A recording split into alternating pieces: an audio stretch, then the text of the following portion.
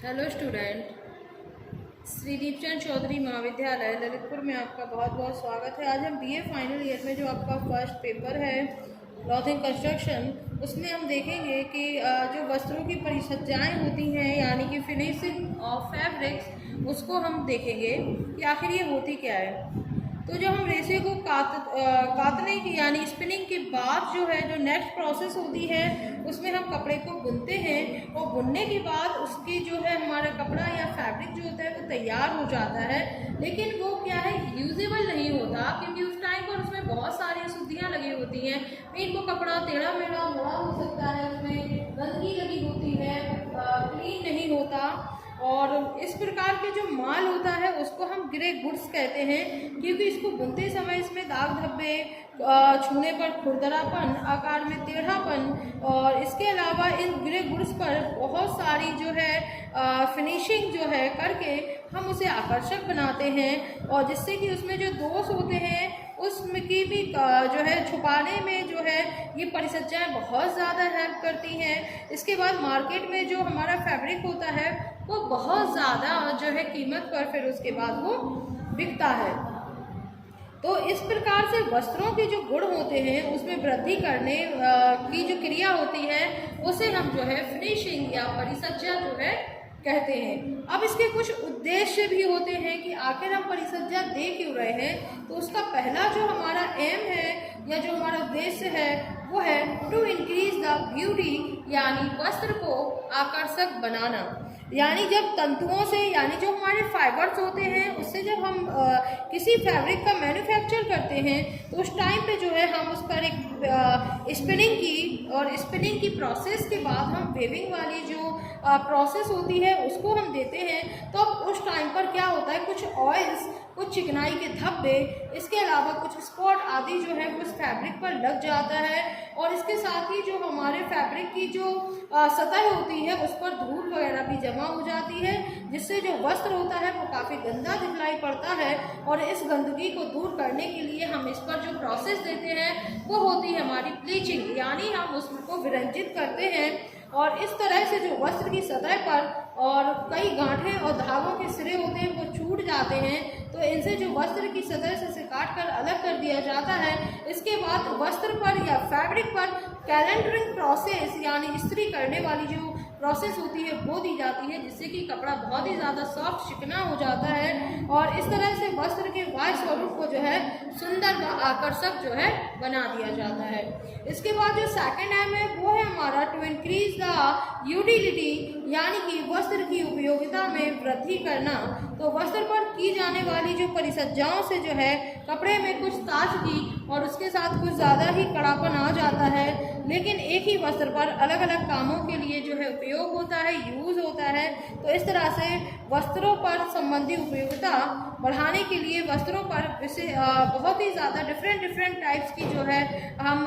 Finishing देते हैं और इन डिफरेंट टाइप्स की जो हमारी फिनिशिंग है उससे वस्त्र को जो है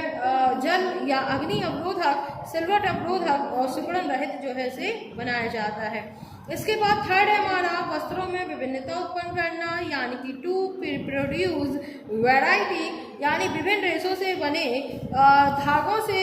जो है बुनाई प्रक्रिया यानी कि वेविंग प्रोसेस द्वारा जब फैब्रिक कोई तैयार होता है तो देखने पर जो है सभी कपड़े एक जैसे दिखलाई पड़ते हैं, लेकिन इसमें जो है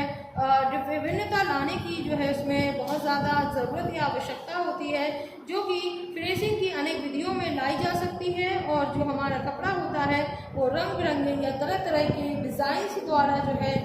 बन करके हमारे सामने आता है, जो कि व्यक्ति को काफ़ी ज़्यादा आकर्षित करता है। इसके बाद जो नेक्स्ट पॉइंट है वो है टू प्रोड्यूस इमिटेशन यानी कि अनुकरण वस्त्र बनाने के लिए। तो वस्त्रों पर फिनिशिंग देने का एक उद्देश्य ये भी होता है कि वस्त्र को अपने मौलिक वाय स्वरूप को बदलकर उसे किसी और तरीके के समान दिखलाई पड़े, ऐसा कुछ काम करना। तो इस तरह की फिनिशिंग जो है वो अनुकरण वाले वस्त्र तैयार करने का भी जो है काम करती है। इसके बाद जो नेक्स्ट पॉइंट है वो है टू इंक्रीज द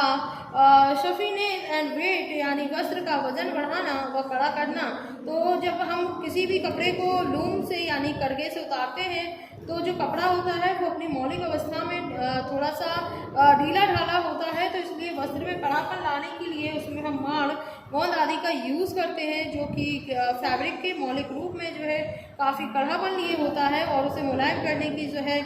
ज़रूरत होती है। तो इसके लिए जो पैराफिन मोम या ग्लिसरीन होता है उसका इस पर यूज़ किया जाता है।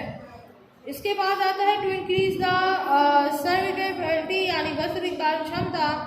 बढ़ाना। तो इसमें क्या होता है, क्वालिटी भी इसके साथ साथ बढ़ाने का काम भी जो है किया जाता है। तो वस्त्र को प्रयोजन के हिसाब से ही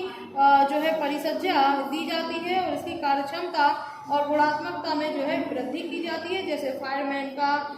जो फायर प्रूफ जैकेट वगैरह होती हैं और वाटर प्रूफ जो कपड़े होते हैं, इसके अलावा पर्दे, अपहोल्स्ट्री, पोशाक के वस्त्र पर भी इसी तरह की जो है परिसज्जाएं दी जाती हैं। इसके बाद जो नेक्स्ट हमारा लास्ट जो है पॉइंट वो है मेंटेनेंस, यानी कि to simplify the maintenance of fabric, यानी कि वस्त्र का रख रखाव जो है वो काफ़ी सरल कर देना। तो वस्त्र की सफाई, धुलाई और रख रखाव में अधिक समय एवं शक्ति का व्यय होता है। तो फिनिशिंग द्वारा वस्त्र को इस तरह से जो है परिष्कृत कर जो है कस्टमर के सामने लाया जाता है, ताकि ये कम समय, शक्ति व मेहनत में जो काफ़ी नया और सुंदर दिखाई दे, जिसे हम वॉश एंड वेयर या फिर परमानेंट प्रेस, इसके अलावा श्रिंकेज, रेसिस्टेंस जैसी कई परिसज्जाएं हम इस पे देते हैं। तो इस तरीके से जो है हमारे आपके जो एम थे फिनिशिंग के वो आपके कंप्लीट होते हैं। नेक्स्ट में हम देखेंगे कि कौन सी ऐसी फैक्ट है या जो है कौन सी ऐसी चीज़ें हैं जो परिसज्जा को प्रभावित करती हैं, तो उनको हम नेक्स्ट क्लास में समझेंगे। धन्यवाद।